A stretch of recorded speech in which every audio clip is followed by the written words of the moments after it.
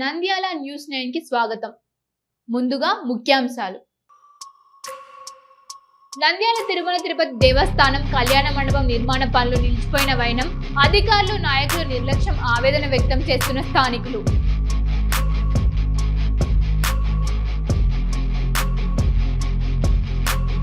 నంద్యాలలో ఆటోలు అతివేగంగా నడపడం వల్ల ప్రమాదాలు జరుగుతున్నాయనే నేపథ్యంలో ట్రాఫిక్ సిఐ చంద్ బాషా కఠిన చర్యలు జారీ చేశారు. నంద్యాలలో ఆకస్మికంగా పాఠశాల తనిఖీ ఒక్కసారిగా జిల్లా అధికారిక పాఠశాలకు రావడంతో ఉపాధ్యాయులు ఆశ్చర్యానికి గురి హెచ్చరిక జారీ చేసిన డిఈఓ జనార్దన్ రెడ్డి. నంద్యాల కోట వీధిలోని శ్రీ సీతారామస్వామి దేవస్థానంలో శ్రీరామనవమి పండుగ సందర్భంగా వసంత నవరాత్రులు మరియు శ్రీ సీతారాముల వారి కళ్యాణ మహోత్సవం ఏర్పాట్లు పూర్తి. నంద్యాల పట్టణంలోని పలు పరీక్షా కేంద్రాలను ఆకస్మికంగా తనిఖీ. 10వ తరగతి పరీక్షలను పారదర్శకంగా నిష్పక్షపాతంగా నిర్వహించాలి జనార్దన్ రెడ్డి. నంద్యాల ప్రభుత్వ పాలిటెక్నిక్ కళాశాలలో పాలిసెట్ 2026 ప్రవేశ పరీక్షకు ఉచితంగా శిక్షణను ఏర్పాటు చేసినట్లు ప్రిన్సిపల్ శైలేంద్ర కుమార్ వెల్లడి. నంద్యాల శ్రీ షిరిడి సాయిబాబా ఆలయంలో సీతారాముల కళ్యాణ మహోత్సవాన్ని అంగరంగ వైభవంగా నిర్వహిస్తున్నట్లు ఆలయ కమిటీ సభ్యులు వెల్లడి.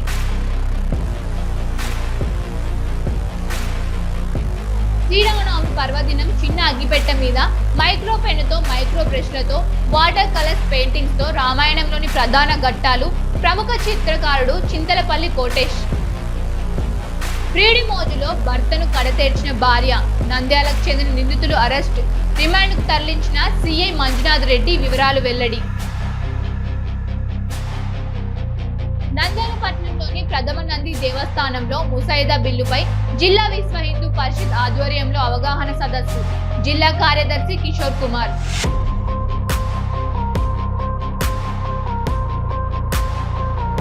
నంద్యాల పట్టణ నడిబొడ్డులో ఉన్న తిరుమల తిరుపతి దేవస్థానం కళ్యాణ మండపం నిర్మాణ పనులు నిలిచిపోవడంతో స్థానికులు ఆవేదన వ్యక్తం చేస్తున్నారు. గత సంవత్సరం సుమారు 8 కోట్ల వ్యయంతో నూతన కళ్యాణ మండప నిర్మాణానికి భూమి పూజ నిర్వహించిన పనులు ప్రారంభించినప్పటికీ ప్రస్తుతం అన్ని మధ్యలోనే ఆగిపోయాయి. గతంలో ఈ ప్రాంగణంలో ఎన్నో వివాహాలు శుభకార్యాలు నిర్వహించబడేవి. విస్తృత పార్కింగ్ సదుపాయం, అనుకూల వాతావరణం ఉండడంతో ప్రజలకు ఎంతో ఉపయోగకరంగా ఉండేది. అయితే కాలక్రమేణా పాత భవనం శిథిలా వ్యవస్థకు చేరుకోవడంతో కొత్త నిర్మాణానికి శ్రీకారం చుట్టారు. ప్రస్తుతం నిర్మాణం చివరి దశలో ఉండగా అధికారుల నిర్లక్ష్యం కారణంగా పనులు నిలిచిపోయినట్లు తెలుస్తోంది. ఎలక్ట్రికల్, ఏసీ తదితర అంతర్గత పనులు కూడా ఇంకా పూర్తి కాలేదు. భవనం రూపుదిద్దుకుంటున్న దశలోనే ఆగిపోవడంతో తిరిగి శిథిలా వ్యవస్థకు చేరే ప్రమాదం ఉందని స్థానికులు ఆందోళన వ్యక్తం చేస్తున్నారు. కోట్ల రూపాయలు ఖర్చు చేసి నిర్మాణం ప్రారంభించిన తర్వాత ఇలా మధ్యలోనే వదిలేయడం దురదృష్టకరం. వెంటనే పనులు పూర్తి చేసి ప్రజలకు అందుబాటులోకి తీసుకురావాలి అని స్థానికులు డిమాండ్ చేస్తున్నారు. ఈ వ్యవహారంపై సంబంధిత అధికారులు, ప్రజాప్రతినిధులు స్పందించి నిర్మాణ పనులను పునఃప్రారంభించి త్వరితగతిన పూర్తి చేయాలని ప్రజలు కోరుతున్నారు.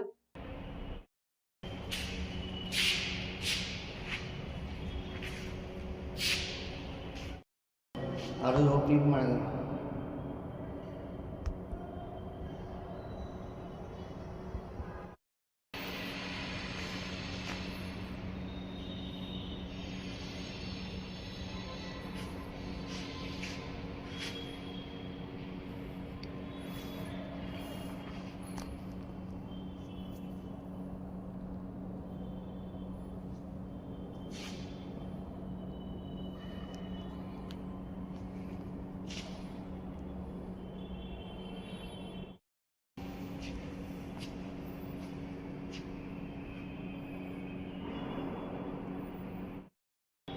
రూములు అంటే ఇష్టం, అది వాళ్ళ కాంప్రమైజ్ బట్టి ఉంటుంది. బాత్రూమ్స్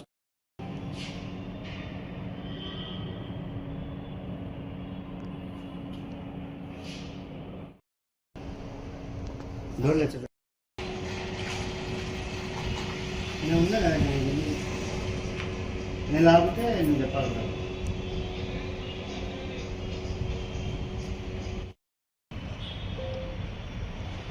ప్రారంభం దిశలో ఉన్న నంద్యాల పట్టణంలో ఆటోలు అతివేగంగా నడపడం వల్ల ప్రమాదాలు పెరుగుతున్న నేపథ్యంలో ట్రాఫిక్ సిఐ చాంద్ బాషా కఠిన చర్యలు తీసుకుంటున్నారు. నిబంధనలు పాటించిన ఆటో డ్రైవర్లపై కఠిన చర్యలు తీసుకుంటామని స్పష్టం చేశారు. ఈ సందర్భంగా పట్టణంలోని ఆటో డ్రైవర్లకు అవగాహన కార్యక్రమం నిర్వహించారు. రోడ్డు భద్రతా నియమాలను తప్పనిసరిగా పాటించాలని, అతివేగం, నిర్లక్ష్యం డ్రైవింగ్ కు దూరంగా ఉండాలని సూచించారు. అలాగే ప్రతి ఆటోకు చెల్లుబాటు అయ్యే ఇన్సూరెన్స్ తప్పనిసరిగా ఉండాలని తెలిపారు.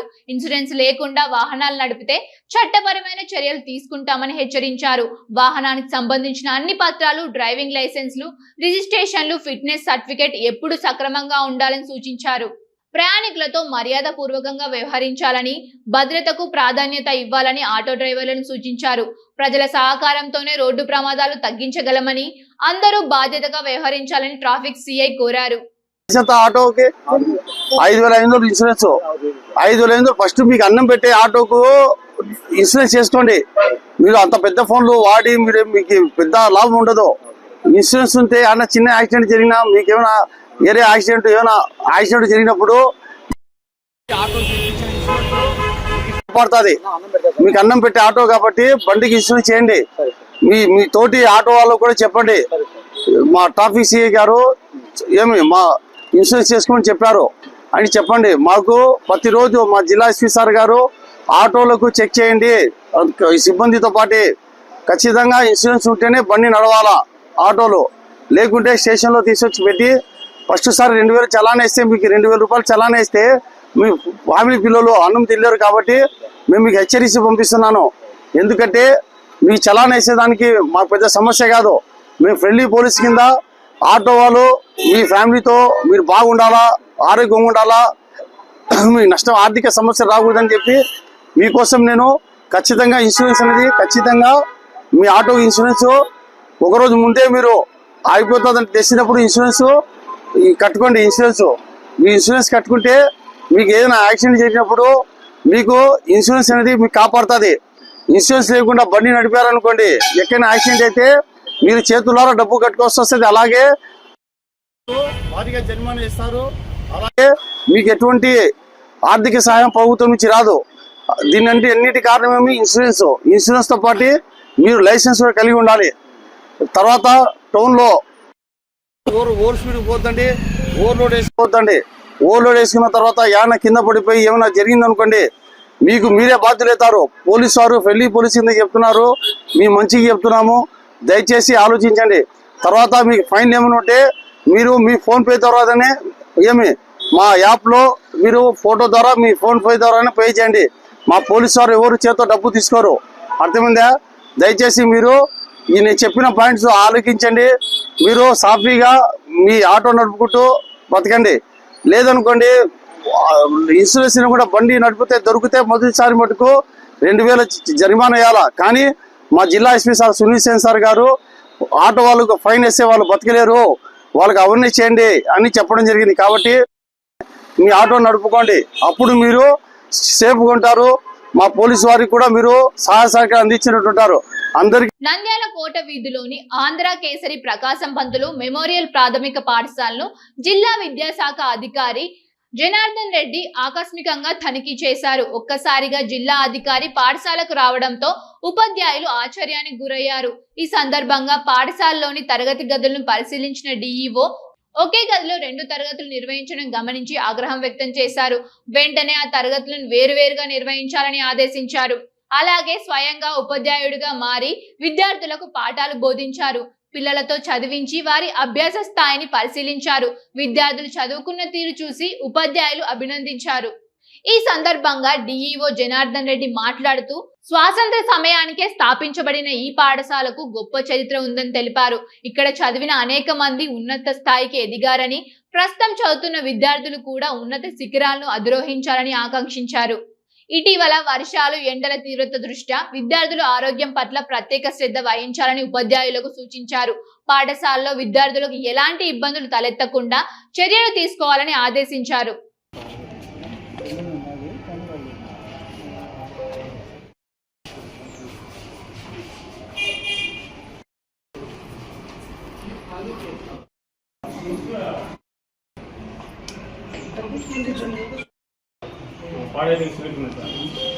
అది చేసుకోవడానికి మనకు ప్లేస్ లేదు.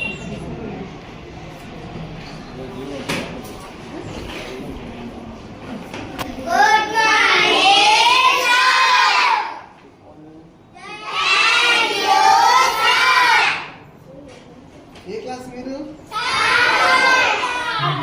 మీరు ఉన్నాయి కదమ్మా డెస్క్లో నేను మేడము ఇక్కడ అడగా తీసుకుంటాను కదా, నాకు రూమ్ లేదు, నేను బయట కూర్చుంటాను. కింద ఇద్దరు టీచర్లు, మేడం ఒక రూమ్ చాలు. మొత్తం 5 మెంబర్స్ సార్ టీచర్స్. మేడం వచ్చేసి మేడం రిటర్న్ సార్ టెంపరేచర్ పెట్టు ఉంటాయి. నేను ఇద్దరు సార్ వచ్చి క్యాంటీన్ వచ్చి కింద సార్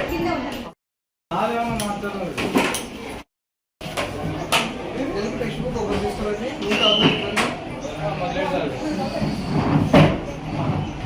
అందరూ రండి.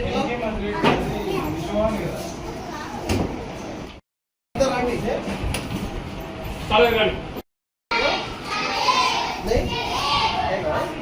నువ్వు కూడా వేసుకోవాలి. యూనిఫామ్ వేసుకోవాలి లేదా ఉందా? ఉందా మీకు?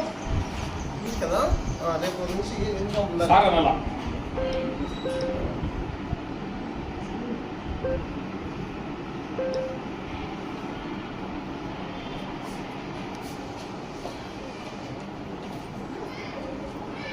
చదువుతావా? చదువుతావా? చదువు.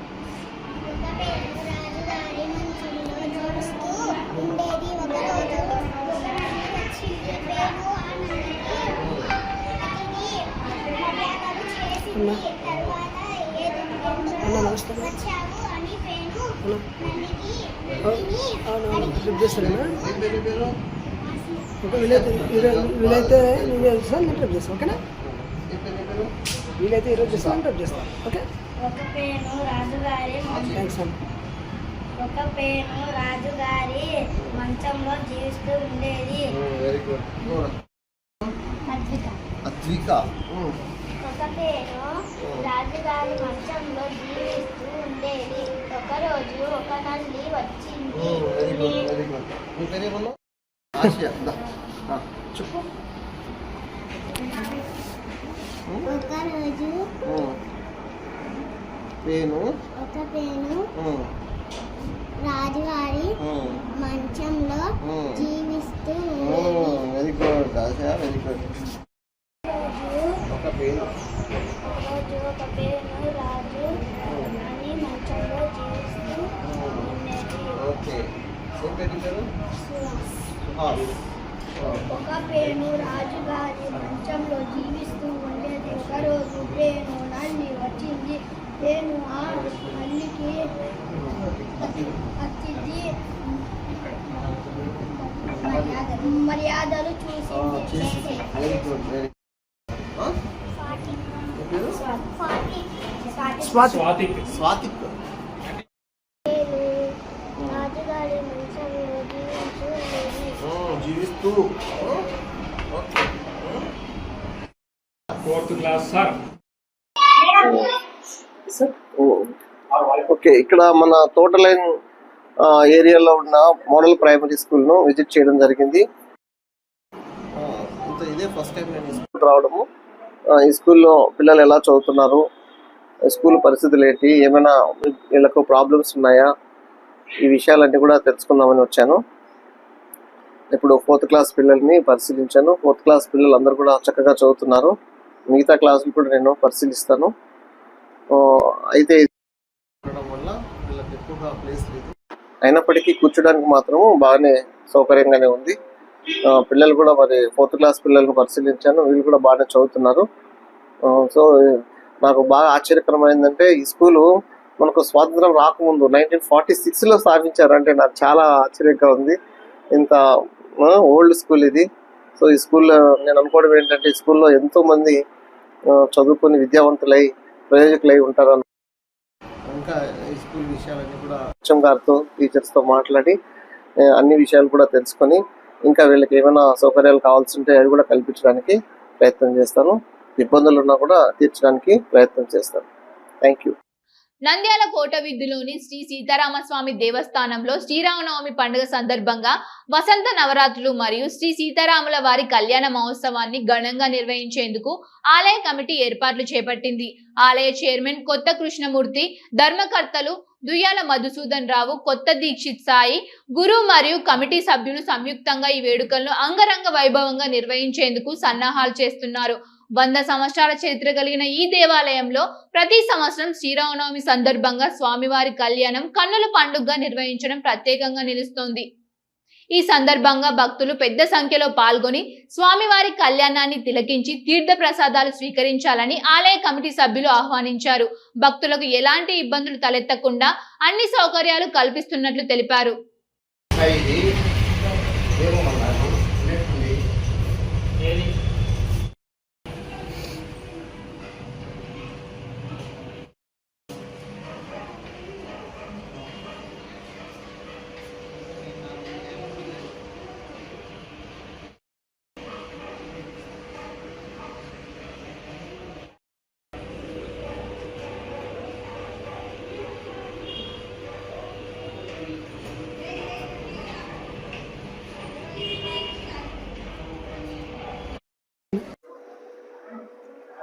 రెండు వేల 26 సంవత్సరము శ్రీ పరాభనామ సంవత్సరం సందర్భంగా ప్రతి సంవత్సరం మాదిరి ఉగాది రోజు నుంచి శ్రీరామనవమి వరకు వసంత నవరాత్రులు కార్యక్రమము మన కోటవీధి రామాలయంలందు దిగ్విజయంగా మహా ఉన్నతంగా చేస్తాము. అదేవిధంగా ఈ 10 రోజులు మేము స్వామివారికి నవరాత్రి ఉత్సవాలు జరిపి 9వ రోజు నవమి రోజు శ్రీరామనవమి రోజు ఘనంగా స్వామివారికి ఇక్కడ ఎదురుగా శ్యామయానాలు కట్టి దాని కింద రాములవారిని స్థిరపరిచి అందులో కళ్యాణం మహా ఘనంగా చేస్తాం. మామూలుగా దేవుళ్ళ పెళ్ళి అంటే అది ఒక వేడుక, కానీ దేవుళ్ళ పెళ్ళి వేడుక అయినా కానీ ఇంత ఘనంగా జరిగిందా అన్నట్లు ప్రజలు అనుకునేటట్లు ఘనంగా జరుపుతున్నాము.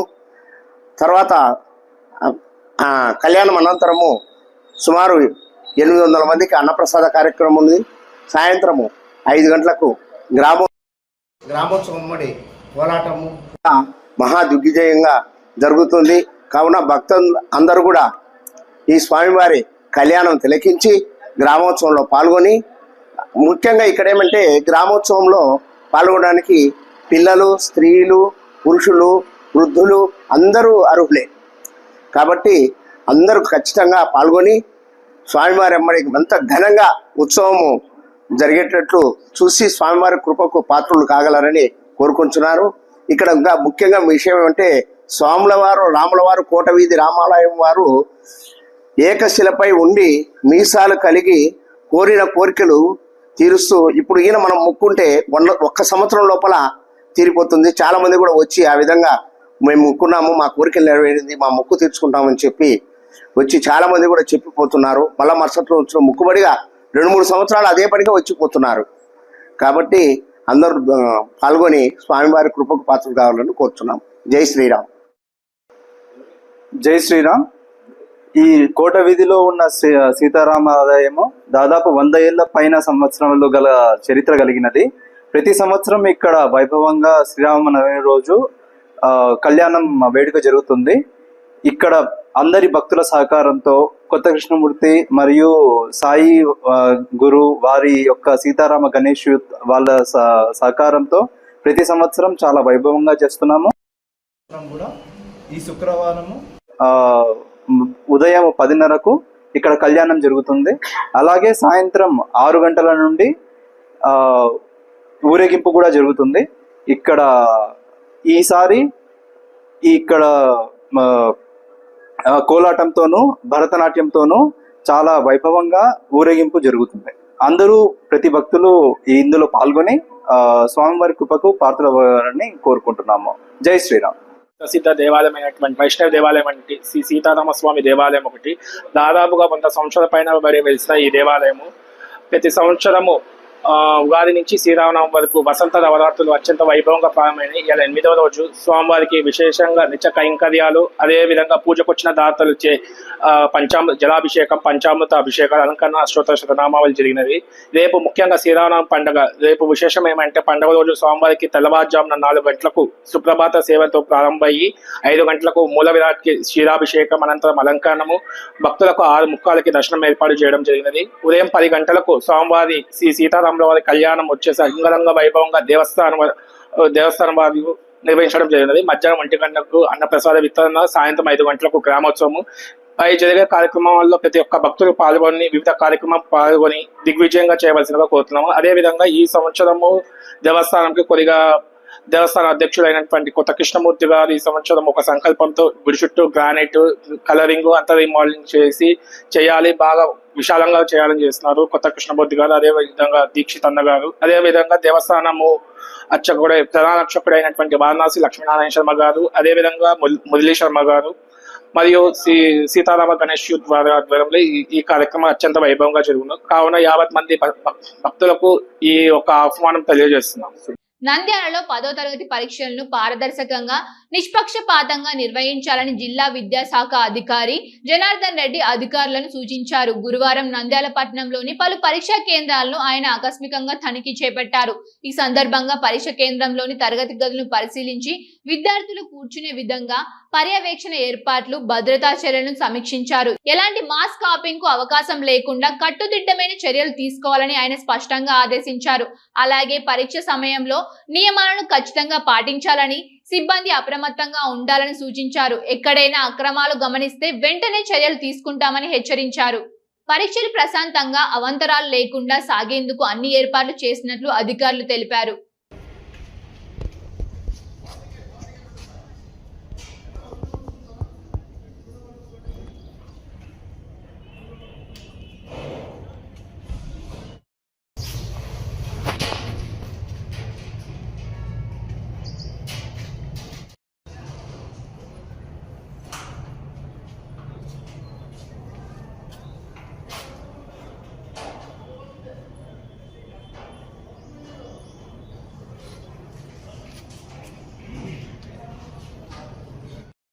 టెన్త్ క్లాస్ ఎగ్జామ్స్ 16th నుంచి తెలిసిన విషయమే.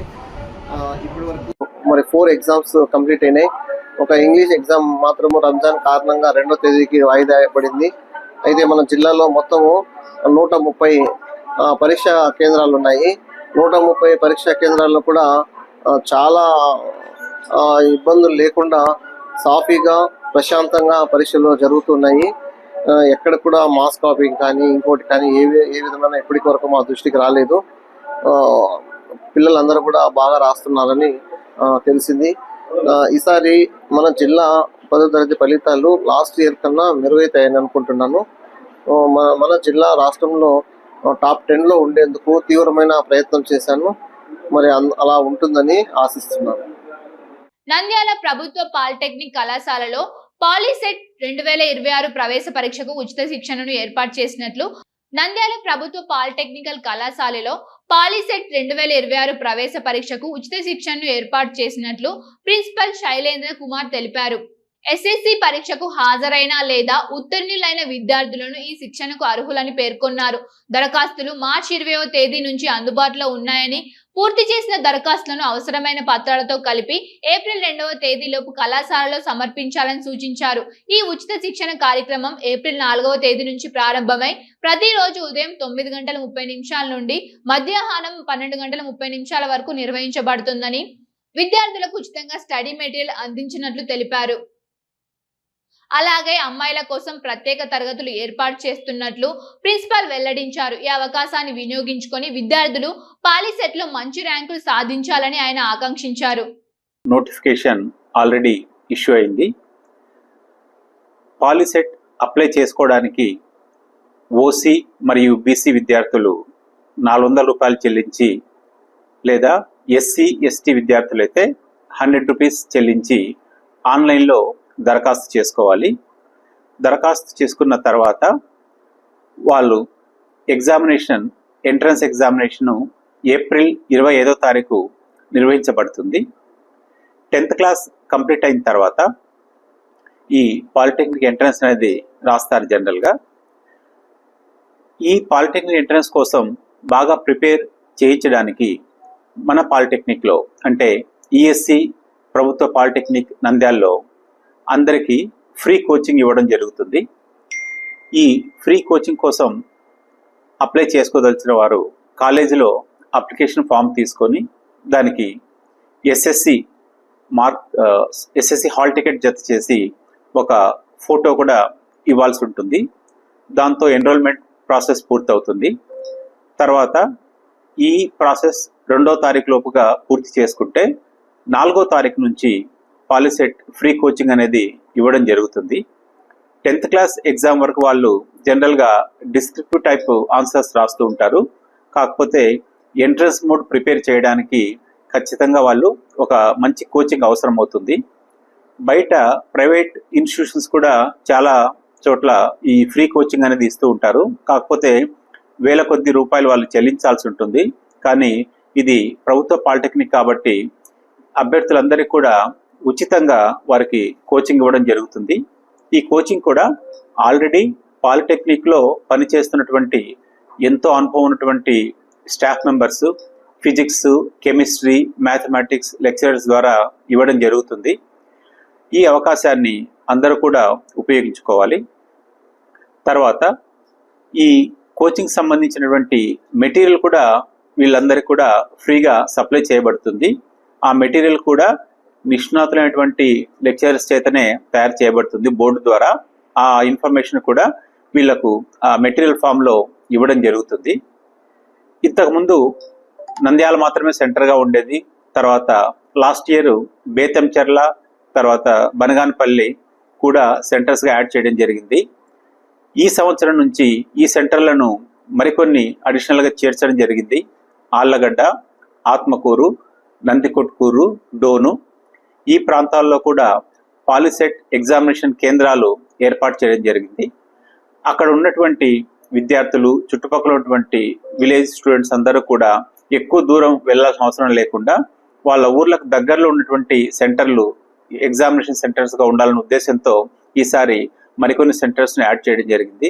కాబట్టి 10th క్లాస్ రాసినటువంటి విద్యార్థులందరూ కూడా ఈ అవకాశాన్ని ఉపయోగించుకోవాలి. ఇది చాలా యూస్ఫుల్గా ఉంటుంది. డిప్లొమా తర్వాత టెక్నికల్ నాలెడ్జ్తో చాలా జాబ్స్ వచ్చే అవకాశం ఉంటుంది. సో ప్రతి విద్యార్థి కూడా 10th క్లాస్ కంప్లీట్ అయిన తర్వాత ఖచ్చితంగా ఈ పాలిటెక్నిక్ ఎంట్రన్స్ అప్లై చేసుకొని తర్వాత ఈ ఫ్రీ కోచింగ్ ద్వారా కూడా ఉపయోగపడాలని కోరుకుంటున్నాం. polyset.ap.nic.in అనేటువంటి వెబ్సైట్ ద్వారా ఈ అప్లికేషన్ ఇంకా ఎవరైనా అప్లై చేసుకొని వారు ఈ వెబ్సైట్ ద్వారా వాళ్ళు అప్లై చేసుకోవచ్చు. ఈ పాలిసెట్ ఫ్రీ కోచింగ్ సంబంధించినటువంటి విషయాలు ఇంకా ఏమైనా వివరంగా తెలుసుకోవాలనుకుంటే general section head doctor G Suresh Babu గారిని సంప్రదించవచ్చు. Phone number 9912377723. ఈ నెంబర్కు కాల్ చేసి మిగిలిన విషయాలు తెలుసుకోవచ్చు. Wishing you all the best. Nandyal Jammula Parameshwari Devi ఆలయ సమీపంలో ఉన్న శ్రీ షిరిడి సాయిబాబా ఆలయంలో సీతారాముల కళ్యాణ మహోత్సవాన్ని అంగరంగ వైభవంగా నిర్వహిస్తున్నట్లు ఆలయ కమిటీ సభ్యులు తెలిపారు. ఈ సందర్భంగా గురువారం ఆలయంలో భక్తులు స్వామివారిని ప్రత్యేక పూజలు నిర్వహించారు. కళ్యాణ మహోత్సవాన్ని పురస్కరించుకొని భక్తులు భజనలు, సంకీర్తనలు నిర్వహిస్తూ భక్తి పారవశ్యంలో మునిగిపోయారు. కమిటీ సభ్యులు మాట్లాడుతూ శుక్రవారం నిర్వహించనున్న సీతారాముల కళ్యాణ మహోత్సవం ప్రధాన ఆకర్షణగా నిలుస్తోందని తెలిపారు. ఈ మహోత్సవంలో భక్తులు పెద్ద సంఖ్యలో పాల్గొని స్వామివారి కళ్యాణాన్ని తిలకించి తీర్థ ప్రసాదాలు స్వీకరించాలని ఆహ్వానించారు. భక్తులు ఎలాంటి అసౌకర్యం కలగకుండా అన్ని ఏర్పాట్లు పూర్తి చేసినట్లు కమిటీ సభ్యులు పేర్కొన్నారు.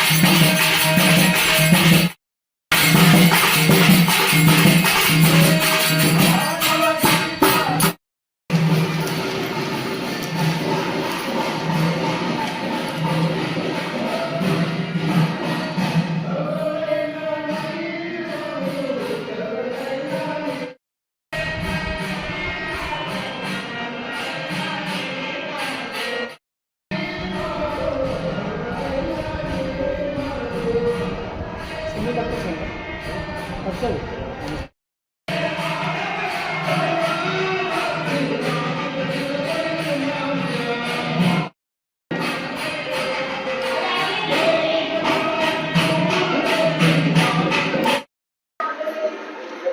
పరమేశ్వరి దేవాలయం ఎదురుగా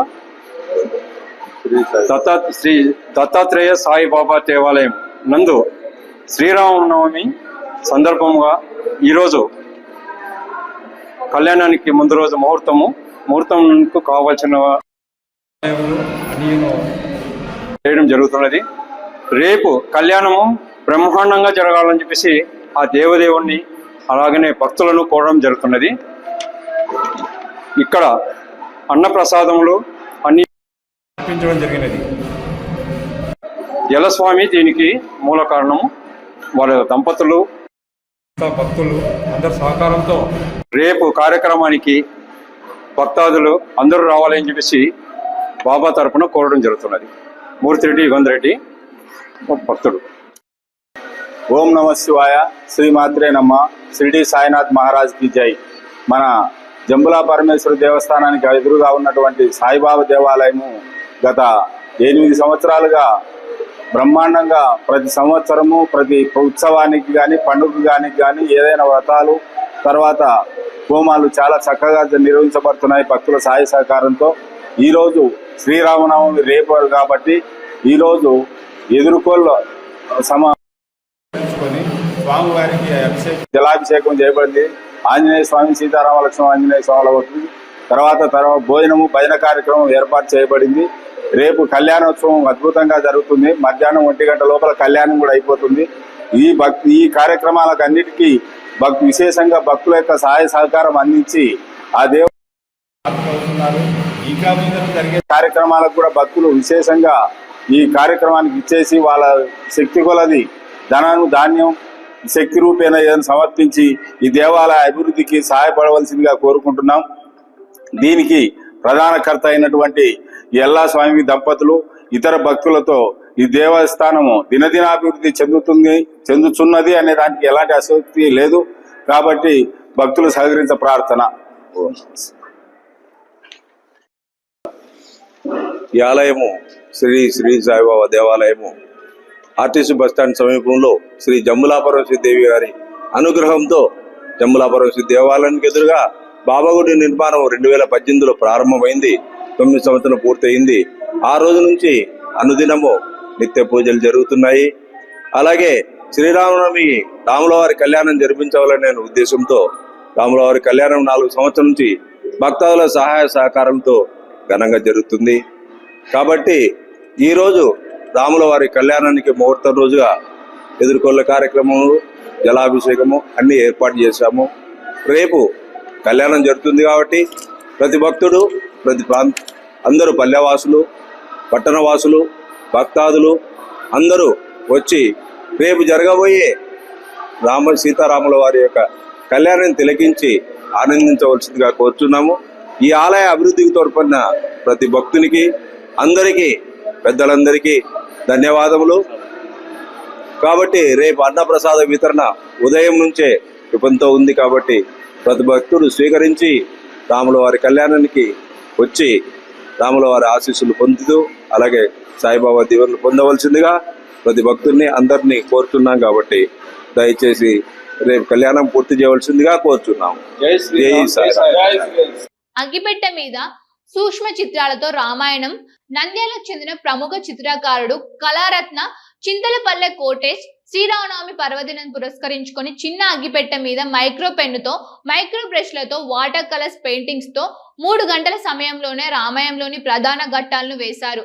కేవలం 2 ఇంచెస్ పొడవు 2.5 ఇంచెస్ వెడల్పు గల అగ్గిపెట్టపై ఆయన ఊహల్లో మెదిలే రామాయణంలోని ప్రధాన అంశాలను వేశానని తెలిపారు. ఈ సందర్భంగా కోటేష్ మాట్లాడుతూ, నేను వేసిన ఈ చిత్రంలో శ్రీరాముని జననం నుండి సీతాదేవి అగ్ని పరీక్ష వరకు ఉంటుంది. సాక్షాత్ శ్రీ మహావిష్ణువే త్రేతాయుగంలో శ్రీరాముడుగా దశరథ మహారాజుకు కౌశల్యకు జన్మించారు. శ్రీరాముడు సత్యవంతుడు, దయామయుడు, పురుషోత్తముడు, పరాక్రమవంతుడు, ఆదర్శప్రాయుడు, పితృవాక్య పరిపాలకుడు. తండ్రి మాట కోసం 14 ఏళ్లు వనవాసం చేసిన ఆదర్శ కుమారుడు, ఏకపత్ని వ్రతుడు, సోదరులను ఎంతో ఆప్యాయంగా చూసుకునేవాడు, ప్రజలను కన్న బిడ్డల్లాగా చూసుకునేవారు. శ్రీరామచంద్రుడు ధర్మ మార్గాన్ని ఆచరిస్తారు కాబట్టి అందరికీ ఆదర్శప్రాయుడు. అందుకే రామాయణం గురించి ఎన్నిసార్లు విన్నా, రామాయణం గురించి ఎన్నిసార్లు బొమ్మలు వేసినా తనివి తీరదని పేర్కొన్నారు.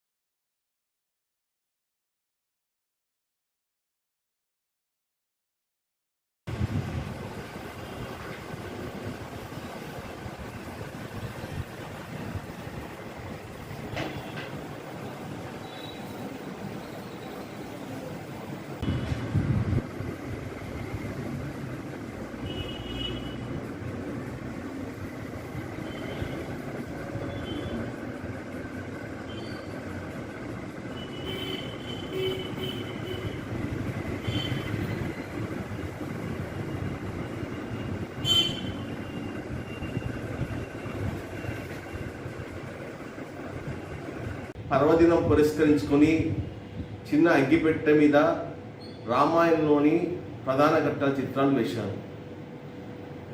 మైక్రో పెన్నుతో, మైక్రో బ్రష్లతో, వాటర్ కలర్స్తో 3 గంటల సమయంలో ఈ చిత్రాన్ని వేశాను. ఈ చిత్రంలో శ్రీరాముడి జననం నుండి సీతమ్మ అగ్ని పరీక్ష వరకు ఉంటుంది. శ్రీ మహావిష్ణువే త్రేతాయుగంలో శ్రీరాముడిగా దశరథ మహారాజుకి, కౌశల్యకు జన్మించారు. శ్రీరాముడు సత్యవంతుడు, దయామయుడు, కరుణామయుడు, మంచి పరిపాలకుడు, పరాక్రమవంతుడు, తండ్రి పితృవాక్య పరిపాలకుడు, తండ్రి మాట కోసం 14 ఏళ్ళు వనవాసం చేసిన ఆదర్శ కుమారుడు, ఏకపత్ని వ్రతుడు, సోదరులను ఎంతో ఆప్యాయంగా చూసుకునేవాడు, ప్రజలను కూడా తమ కన్నబిడ్డలుగా చూసుకునేవాడు. అందుకు రామరాజ్య పరిపాలన వచ్చింది అని అంటారు.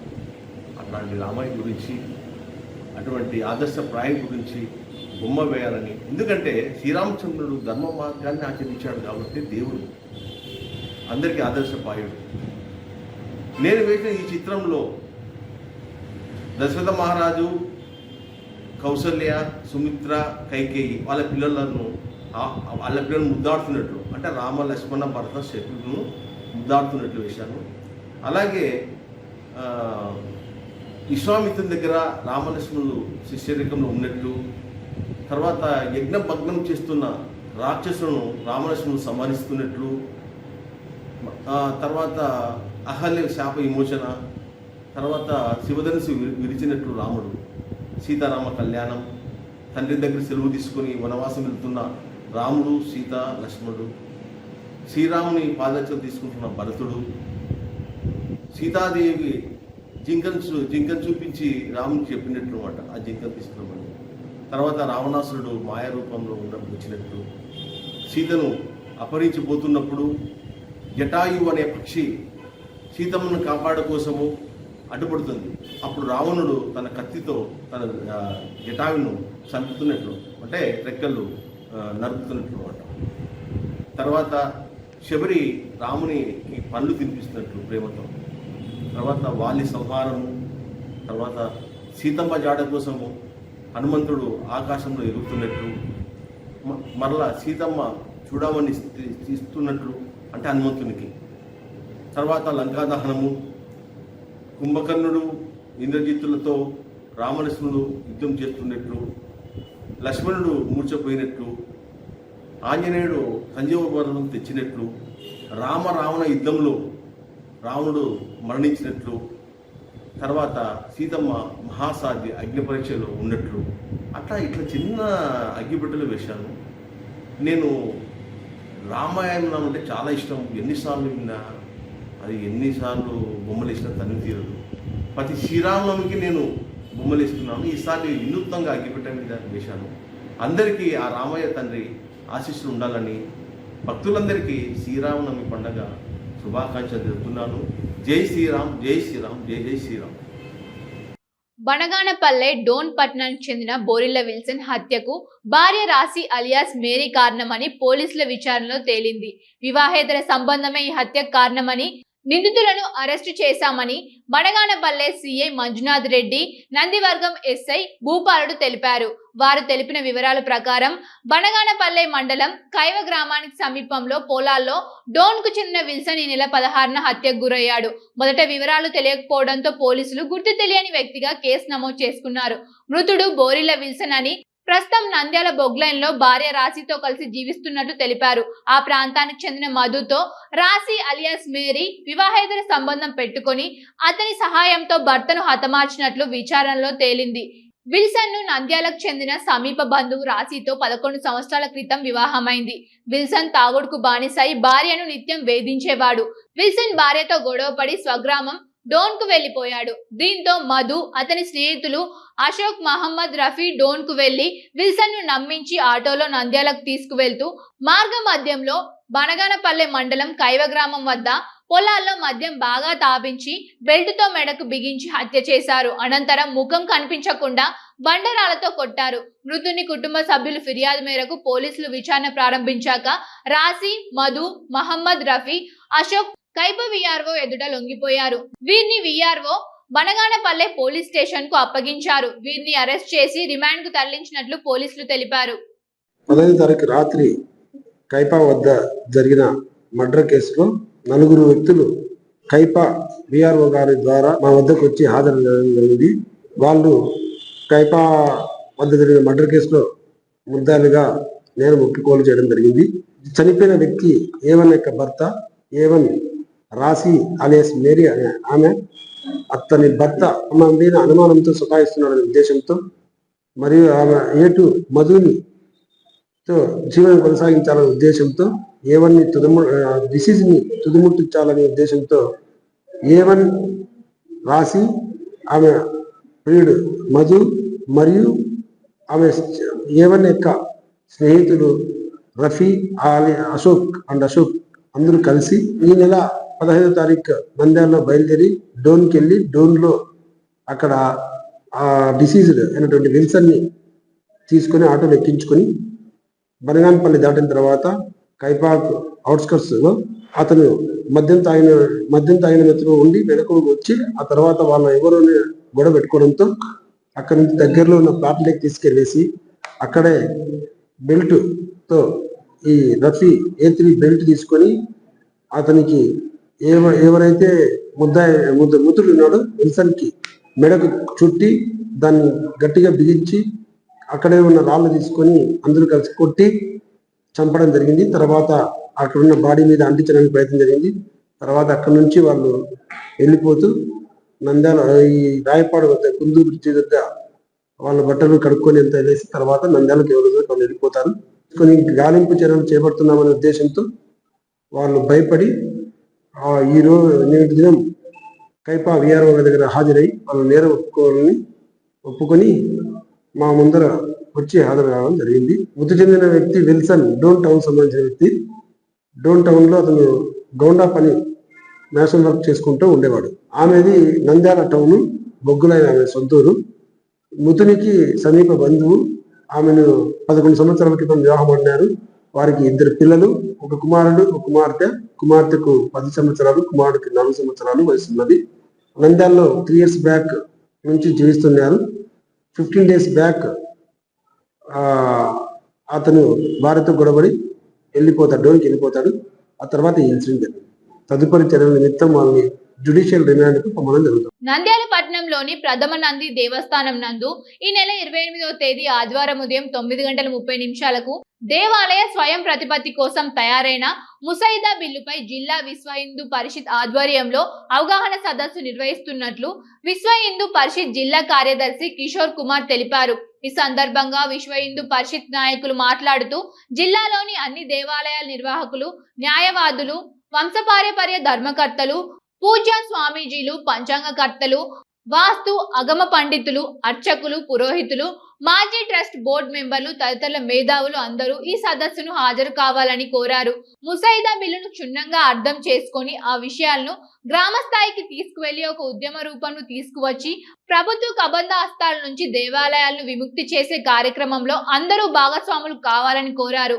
ఈ కార్యక్రమంలో విశ్వ హిందూ పరిషత్ జిల్లా కార్యదర్శి కిషోర్ కుమార్, నగర అధ్యక్షురాలు సుహాసిని రెడ్డి, జిల్లా అర్చక ప్రముఖ సుధీంద్రాచార్యులు, బజరంగ్ దళ్ కార్యకర్తలు, శివ మురళి పాల్గొన్నారు. ఈ సమావేశానికి అన్ని కుల సంఘాలకు కూడా రావాలని చెప్పి ప్రత్యేకంగా కోరుతున్నాం. ఎందుకు ఈ కుల సంఘాలు కూడా నేను ప్రస్తావన వస్తా ఉందంటే, ఒక దేవాలయం చుట్టూ ఎన్నో కులాలు ఉంటాయి. ఉదాహరణకు నాయి బ్రాహ్మణ సోదరులు, రజక సోదరులు, దళితులు, వీళ్ళందరూ కూడా దేవాలయానికి ఏదో రూపకంగా మనకు ఈ యొక్క పని చేస్తూ ఉంటారు. ఉదాహరణకు నాయ బ్రాహ్మణులు వాయిద్యం వాయిస్తేనే ఆ యొక్క ఉత్సవం జరుగుతుంది. ఈ రజకులు దివిటి పట్టుకునే వాళ్ళు, బోయిలు పల్లకి మోసేవాళ్ళు. ఈ విధంగా ప్రతి కులం వాడికి కూడా ఏదో ఒక రూపంలో దేవాలయ వ్యవస్థలో ఏదో ఒక పని ఉంటుంది. కాబట్టి వాళ్ళ యొక్క సలహా సూచనలు కూడా తీసుకోవడానికి ఈరోజు విశ్వ హిందూ పరిషత్ సిద్ధంగా ఉందని తెలియజేసుకుంటూ అన్ని కుల సంఘ నాయకులు కూడా ఈ యొక్క సమావేశానికి హాజరవుతారని చెప్పి ఆశిస్తున్నాం. జై శ్రీరామ్. దేహో దేవాలయ ప్రోక్తో జీవో దేవ సనాతన అని ఒక శాస్త్రంలో చెప్పినట్టుగా జీవుడు దైవము సనాతనమైనటువంటి వాడు.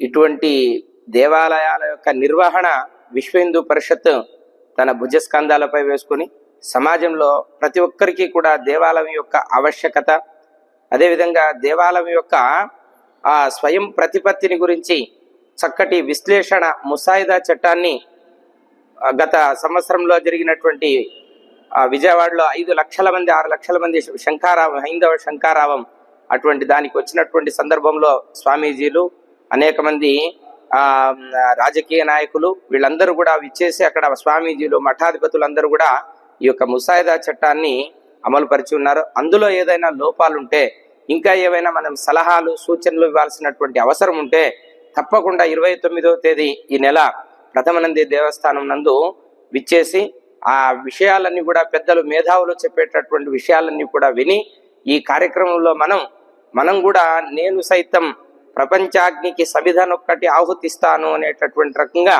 దేవాలయ నిర్వహణ దానికి మనం కూడా ఒక భాగస్వాములై తప్పకుండా ఈ యొక్క కార్యక్రమంలో మనం అర్చకులు, పురోహితులు, మేధావులు, అదేవిధంగా అనేక మంది ఎవరైనా కూడా ఈ యొక్క కార్యక్రమానికి రావచ్చు.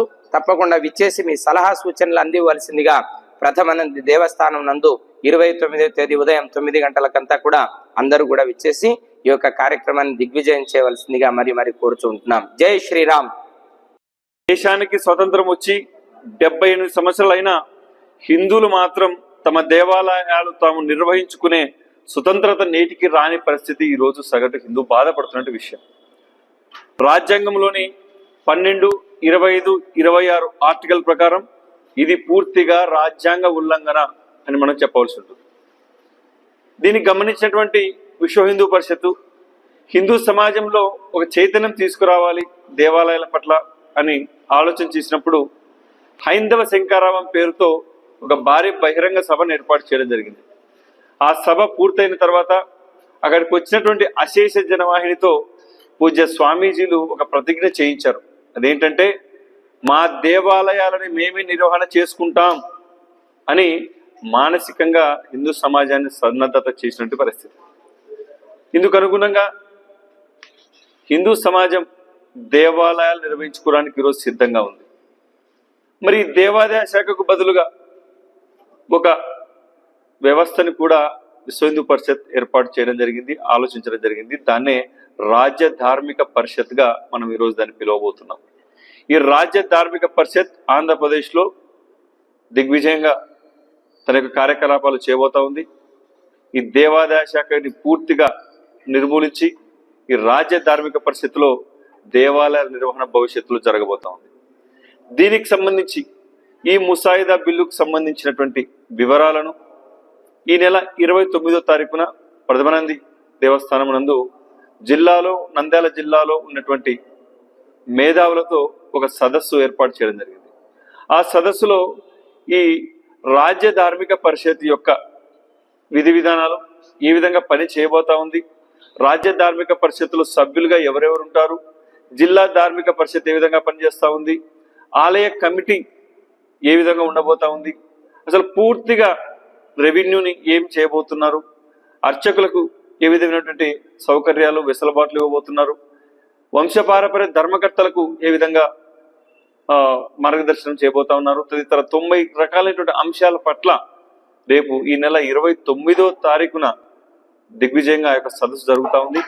ఈరోజు ఈ పత్రికాముఖంగా నంద్యాల జిల్లాలో ఉన్నటువంటి అర్చకులు, పురోహితులు, వేద పండితులు, వాస్తు పండితులు, పంచాంగకర్తలు, న్యాయవాదులు, దేవాలయ నిర్వాహకులు, భజన మండలకు ట్రైనింగ్ ఇచ్చేటువంటి గురువులు కావచ్చు, తదితర అన్ని రంగాల నుంచి మేధావులని ఈరోజు విశ్వ హిందూ పరిషత్ ఒకటి అడుగుతా ఉంది. ఆ సదస్సుకు మీరందరూ విచ్చేసి పెద్దలు చెప్పేటటువంటి ఆ యొక్క ముసాయిదా బిల్లు వాళ్ళు చదివి వినిపించి చూపిస్తారు పవర్ పాయింట్ ప్రజెంటేషన్ లో. మనం అన్ని చూసి ఏమైనా అనుమానాలు ఉంటే అడగవచ్చు.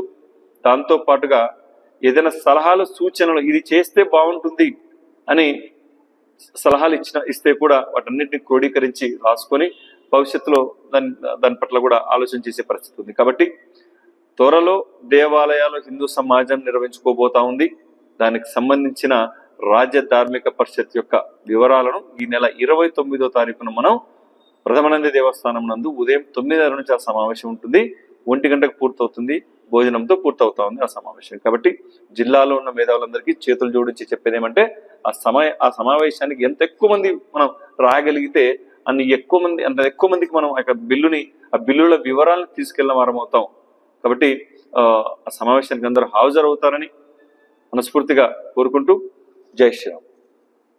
ఇవి ఈనాటి వార్తలు. చూస్తూనే ఉండండి నంద్యాల న్యూస్ 9.